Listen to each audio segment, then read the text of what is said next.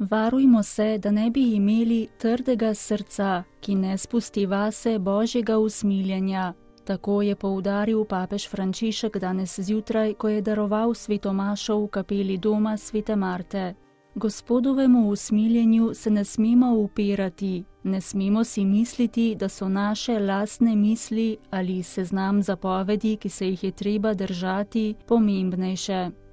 Zgodba o Jonu in Ninivah se torej razplete v 3 delih. Prvi je upiranje poslanstvu, ki mu ga zaupa Gospod. Drugi del je poslušnost. Kadar smo pokorni, se zgodijo čudeži. Tretji del pa nam kaže upiranje Božjemu usmiljenju.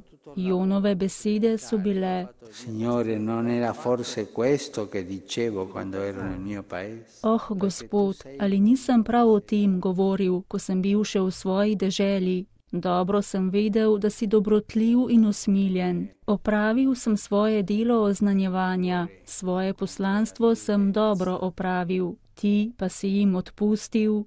Te besede kažejo srce, ki je trdo in ne pusti, da bi vanj vstopilo Božje usmiljenje.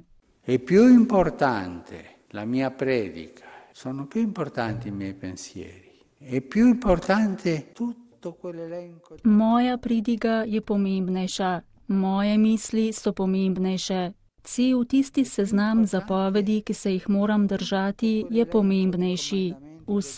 Vse je pomembnejše od Božjega usmiljenja. To dramo je po papeževih besedah doživel tudi Jezus s pismouki, ki niso razumeli, zakaj ni dopustil, da bi kamnali prešušnico, ali zakaj je večerjal s cestninarji in grešniki. Niso razumeli usmiljenja. Kjer je Gospod, tam je usmiljenje. Kjer je togost, kot je govoril sveti Ambrož, tam pa so samo njegovi duhovniki.